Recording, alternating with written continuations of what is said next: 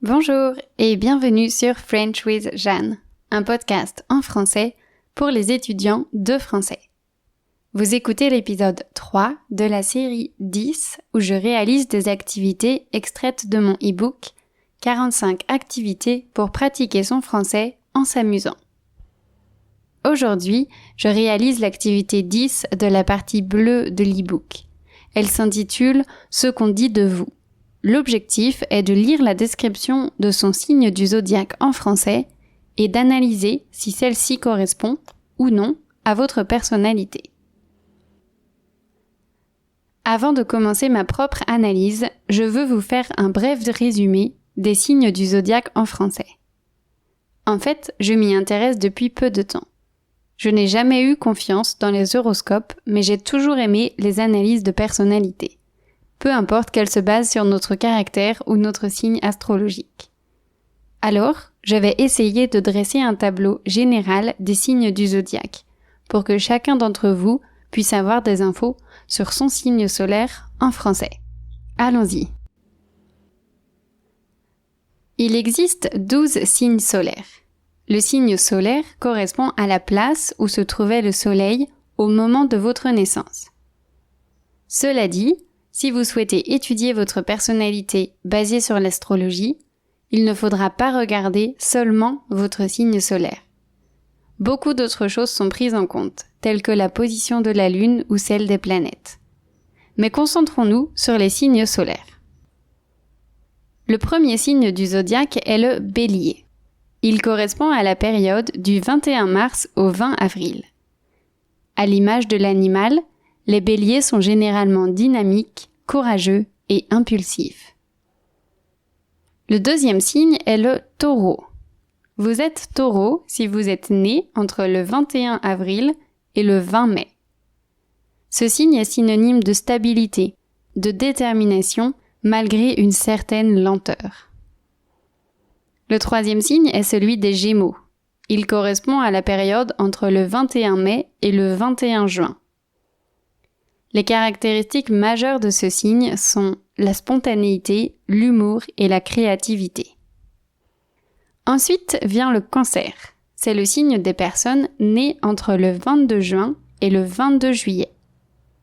Les Cancers possèdent généralement une grande empathie, une bonne dose de créativité et sont assez vulnérables.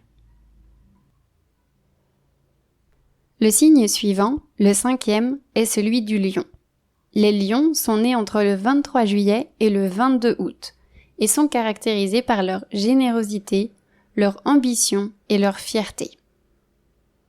Du 23 août au 22 septembre, c'est la période des Vierges, dont les caractéristiques sont le perfectionnisme, l'organisation efficace et la logique. Puis, du 23 septembre au 22 octobre, c'est la saison des Balances. Les personnes de ce signe ont habituellement de l'imagination, un bon sens de la diplomatie et sont à la recherche de l'harmonie. Le 8e signe, celui du Scorpion, couvre la période du 23 octobre au 22 novembre.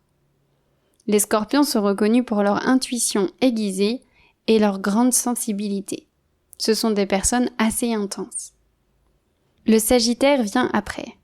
Les Sagittaires sont nés entre le 23 novembre et le 21 décembre. Ces personnes sont généralement indépendantes et franches. Elles sont naturellement attirées par le changement. Du 22 décembre au 20 janvier, c'est la saison des Capricornes. Les personnes nées à cette période sont intègres, disciplinées et ont beaucoup d'ambition. Le Verseau est le 11e signe. Il correspond à la période du 21 janvier au 18 février. Les Verseaux aiment la liberté et sont généralement idéalistes et originaux. Enfin, nous arrivons au dernier signe du zodiaque, le Poisson. Les Poissons sont nés entre le 19 février et le 20 mars. Ce sont des personnes spirituelles et très sensibles, dotées d'une grande compassion. Les mots-clés que j'ai utilisés dans ces courtes descriptions proviennent de la marque WooMoon. C'est une petite marque française créée par deux Nantaises qui partagent leur passion pour l'astrologie, la spiritualité et la féminité. En plus de ça, Les signes sont classés en 4 catégories selon les 4 éléments: le feu, la terre, l'air et l'eau. Je vais vous dire quels signes correspondent à quels éléments ainsi que leurs caractéristiques principales. Les signes du feu sont le bélier, le lion et le sagittaire. Ce sont généralement des gens qui dégagent une énergie remarquable et un dynamisme qu'on ne peut pas ignorer.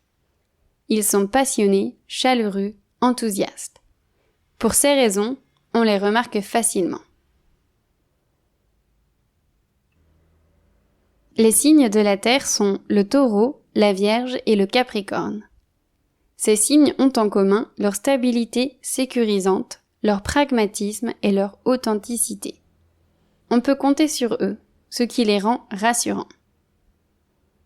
Les signes de l'air, qui sont le Gémeaux, la Balance et le Verseau, se démarquent par leur sens du relationnel et de la communication.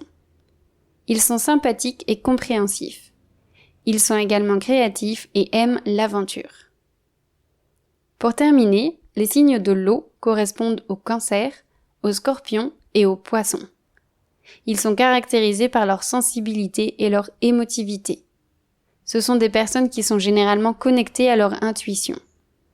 Du coup, ce sont des êtres profonds dotés d'un certain mystère. Voilà pour les liens entre éléments et signes. Après cette longue introduction, nous pouvons nous attaquer à l'activité en elle-même, dont le but est de comparer sa personnalité à la description de son signe solaire.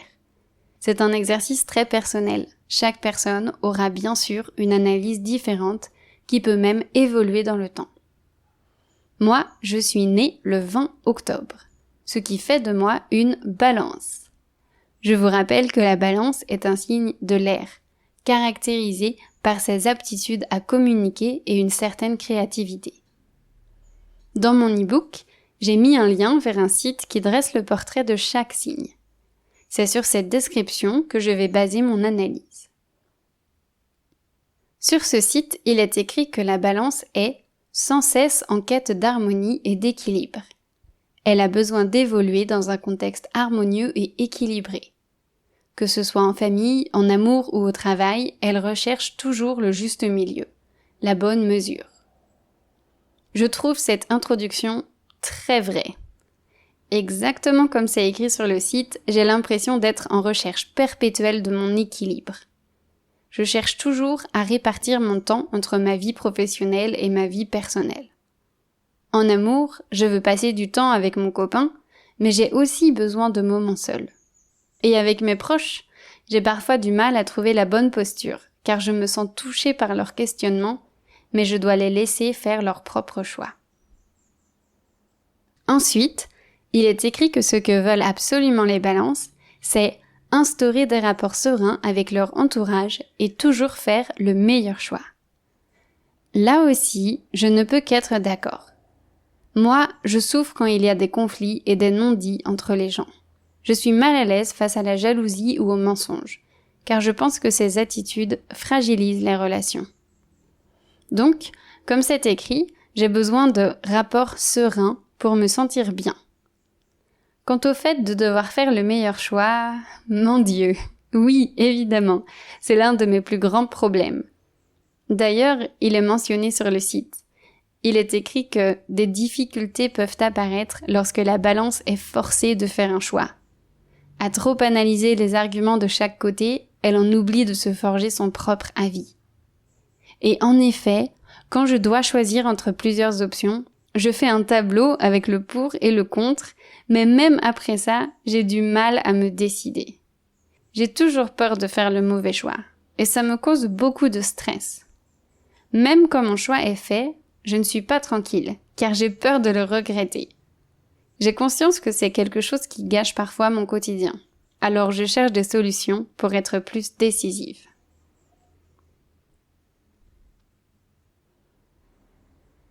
Sur le site, il est aussi écrit à propos de mon signe que les balances attirent le regard comme l'intérêt. On a envie de se confier à elles, on recherche leur sociabilité et la douceur qu'elles dégagent. Cette partie est plus dure à évaluer. Je n'ai aucune idée si j'attire le regard et l'intérêt. En revanche, je pense que c'est assez vrai que les gens peuvent se confier à moi. Je préfère écouter plutôt que de parler, et j'ai à cœur de comprendre les autres. De plus, j'essaye vraiment de ne pas juger ce qu'on me dit. Je sais que chaque personne et chaque situation est différente. Alors, qui suis-je pour juger les autres ? Bien sûr, ce n'est pas toujours facile, mais c'est une chose à laquelle je fais attention. En ce qui concerne la sociabilité, je suis plus mitigée. C'est vrai que je peux être très sociable. Il m'est déjà arrivé d'aller en soirée alors que je ne connaissais personne, de dormir chez des inconnus et de voyager seule. À l'inverse, je peux aussi manquer de sociabilité.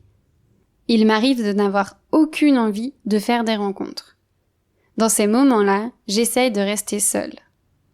Cependant, si je me retrouve avec des gens, je fais un effort pour être agréable. Et c'est peut-être ça qui est considéré comme de la sociabilité. À la fin de l'extrait, c'est écrit que les balances dégagent une certaine douceur. Je ne peux pas dire que c'est vrai pour tout le monde, mais je crois que c'est vrai pour moi. Je ne veux pas paraître prétentieuse. Je dis ça parce que je ne sens pas de violence en moi. Au contraire, j'ai énormément d'affection pour ma famille et mes amis. Et puis, on m'a déjà fait remarquer que j'étais douce. Alors, ça me semble correct de conclure que je le suis. Un autre passage indique qu'étant de nature très coopérative, la balance n'a aucune difficulté à travailler en équipe. La balance a besoin d'être en groupe plutôt que seule. En effet, je me vois comme quelqu'un de coopératif. J'aime travailler en équipe, mais je crois qu'il est essentiel que je puisse choisir mes coéquipiers. Je ne serai pas efficace avec n'importe qui. Par exemple, je n'aime pas travailler avec des personnes peu impliquées. Ça me démotive. Je vous lis le passage suivant.